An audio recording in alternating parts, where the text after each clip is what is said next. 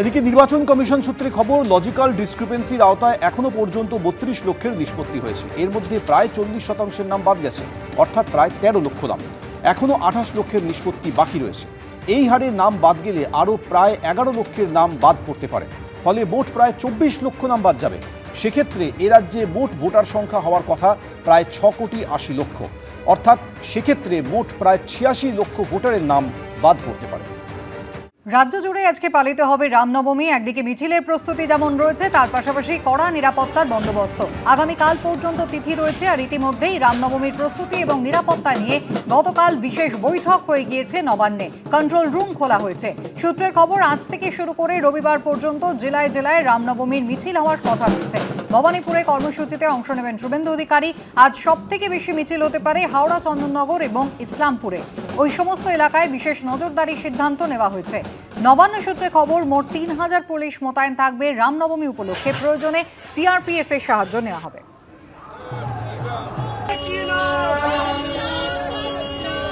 এখনো পর্যন্ত এসআইআর এ ৭৬ লক্ষ মতো নাম বাদ পড়েছে।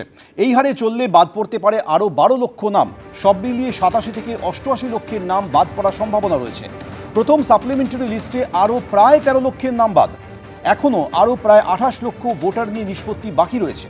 শুক্রবার প্রকাশিত হতে চলেছে দ্বিতীয় সাপ্লিমেন্টারি লিস্ট। মোট ভোটারের ১১% বেশি নাম বাদ পড়ার সম্ভাবনা রয়েছে। সাপ্লিমেন্টারি তালিকায় কত লোকের নাম বাদ গেল আর কত নাম থাকলো তা জানতে দুদিন লেগে গিয়েছে। সাপ্লিমেন্টারি তালিকা প্রকাশের দুদিন পর কমিশন জানায় ৩২ লক্ষ নামের নিষ্পত্তি হয়েছে। এর মধ্যে ৪০% নাম বাদ গেছে, অর্থাৎ সংখ্যাটা প্রায় ১৩ লক্ষ। ৩২ লক্ষ নামের নিষ্পত্তি সত্ত্বেও প্রথম তালিকায় শুধুমাত্র ১০ লক্ষ নাম প্রকাশ করা গেছে।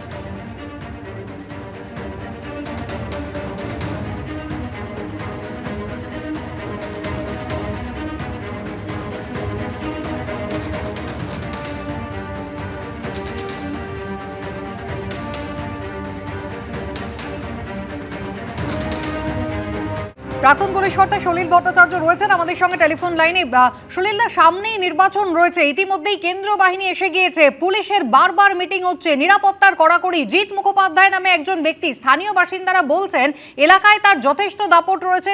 তৃণমূল শুধু করেন এমনটা নয়, পুলিশের খাতায় নাকি তিনি ওয়ান্টেড, কিন্তু তা সত্ত্বেও পুলিশ যতবার ধরে নিয়ে যায় ততবার নাকি স্থানীয় তৃণমূল কাউন্সিলর তাকে ছাড়িয়ে নিয়ে আসেন। সেই ব্যক্তির বাড়ির ছাদে গতকাল পার্টি হচ্ছিল, গুলি চলে, তিনি নিজে আহত হয়েছেন। যিনি পার্টি অ্যাটেন্ড করতে এসেছিলেন তিনিও তৃণমূল কর্মী, গুলিতে তার মৃত্যু হয়েছে। কি বলবেন?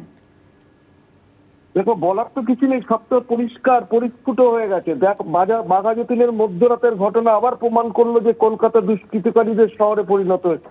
দেখো, নির্বাচনে আদর্শ আচরণবিধি অনগোয়িং।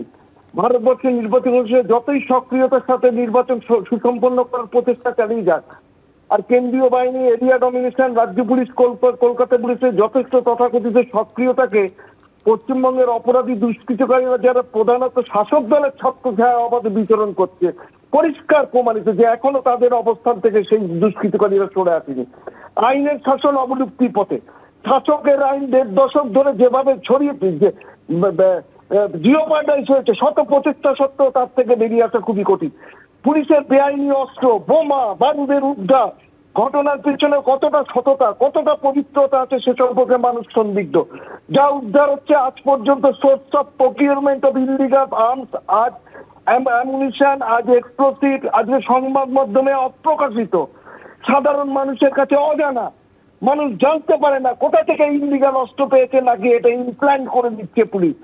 সুতরাং পুলিশকে সক্রিয় যতক্ষণ না হবে, আইনের শাসন যতক্ষণ প্রতিষ্ঠা না হবে, আমার মনে হয় নির্বাচন কিছুতেই শঙ্কামুক্ত নয়, এবং নির্বাচন কিন্তু অবাধ হবে বলে আমার বিশ্বাস নয়।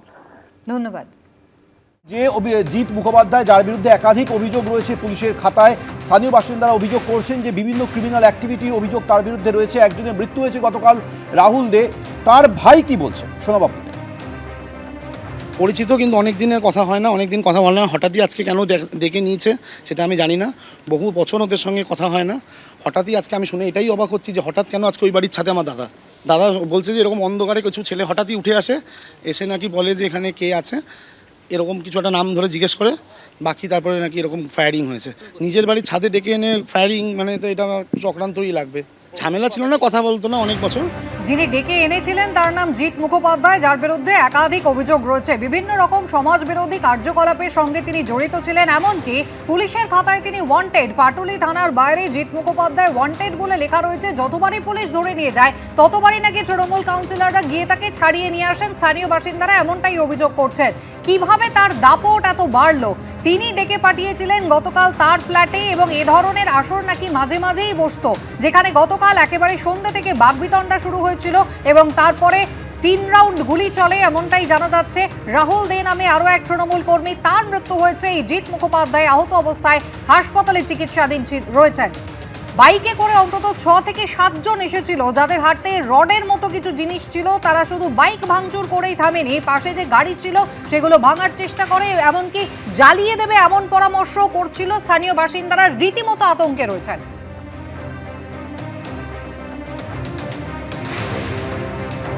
এবিপি আনন্দ, এগিয়ে থাকে, এগিয়ে রাখে।